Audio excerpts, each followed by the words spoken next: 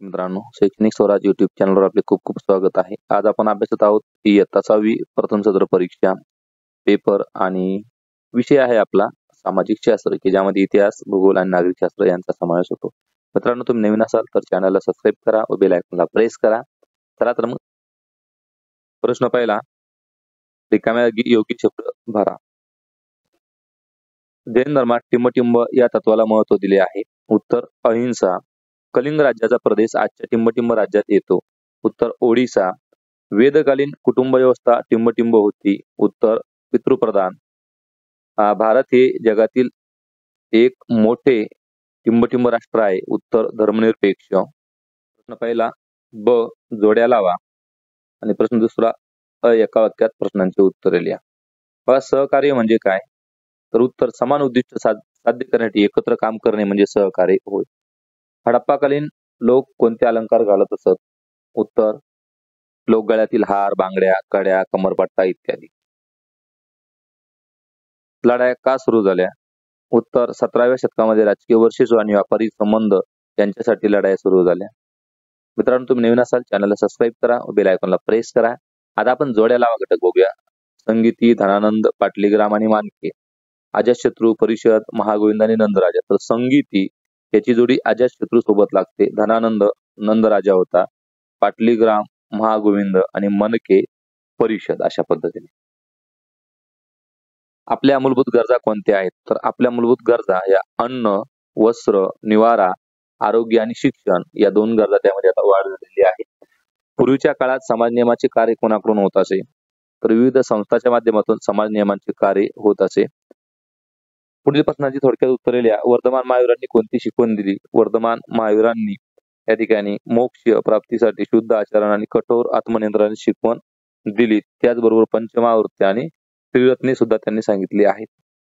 समाजात संघर्ष केव्हा निर्माण होऊ शकतो? समाजात संघर्ष अनेक कारणामुळे निर्माण होऊ शकतो. जेव्हा लोकांचे हित संबंध, मूल्य किंवा गरजा एकमेकांशी जुळत नाहीत तेव्हा संघर्ष निर्माण होतो. टिपालिया मौर्यकालीन राज्यव्यवस्था. मौर्यकालीन राज्यव्यवस्था कशी होती यावर आधारित आपल्याला 2-4 वाक्ये माहिती लिहायची आहे. त्यानंतर वेदकालीन घर आहे. वेदकालीन घरांचं वर्णन या टिपालियामध्ये आपण केलेलं आहे. ग्रामीण स्वरूपाचे होते, छोटे होते, नैसर्गिक साधनापासून बनलेले होते या पद्धतीने. हा भूगोल विभाग या ठिकाणी सुरू होतोय. मित्रांनो, तुम्ही चॅनल सबस्क्राईब नसेल केले तर चॅनलला सबस्क्राईब करा व बेल आयकॉनला प्रेस करा. बघा, पुढीलपैकी कोणता वाहतुकीचा मार्ग सर्वात स्वस्त आहे? हवाई, जल आणि रस्ते. तर जलवाहतूक हा सर्वात स्वस्त मार्ग आहे मित्रांनो. अक्षवृत्त व रेखावृत्ती मिळून पृथ्वी गोलावर काय तयार होते? तर उत्तर आहे वृत्त जाळी. पुढीलपैकी कोणत्या महिन्यात रेनकोट वापरला जातो? March, August, November. तर ऑगस्ट मध्ये पावसाळा असतो, म्हणजे ऑगस्ट मध्ये आपण रेनकोट वापरतो. तापमापकात कोणते द्रव्य वापरले जाते? उत्तर पारा. विधान योग्य की अयोग्य ते लिहा. फक्त नकाशाद्वारे एखाद्या रस्त्याचे स्थान सांगता येते. उत्तर योग्य. सजीवांचा आहार व निवारा या बाबीवर हवामानाचा परिणाम होत असतो. बरोबर. जमिनीपेक्षा पाणी उशिरा तापते व उशिरा थंड होते. चुकीचं आहे.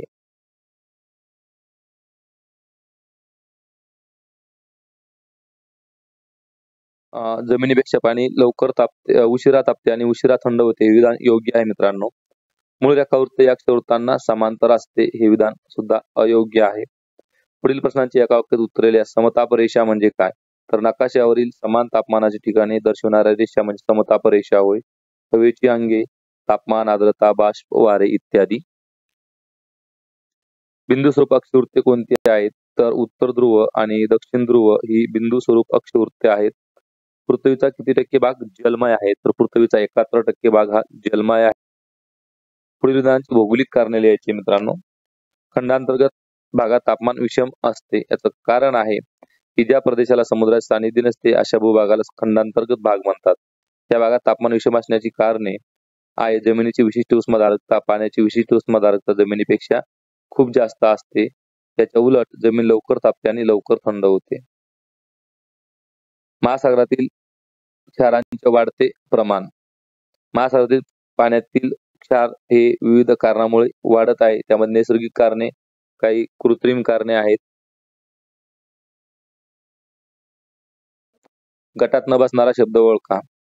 दक्षिण महासागर, हिंदी महासागर, पॅसिफिक महासागर आणि बंगालचा उपसागर। तर या ठिकाणी बंगालचा उपसागर हे वेगळं पद येईल, बाकी सर्व ही महासागर आहेत। श्रीलंका, भारत, नॉर्वे, पेरू उत्तर येईल श्रीलंका। नावेलिया भारतामध्ये प्रामुख्याने आहारात खाल्ले जाणारे समुद्रजीव उत्तर मासे। समुद्रातून मिळणारे खनिज मीठ, पेट्रोल, नैसर्गिक वायू इत्यादी। Thank you friends, don't forget to subscribe my channel. आपण पुन्हा भेटूया पुढील व्हिडिओमध्ये। Thank you.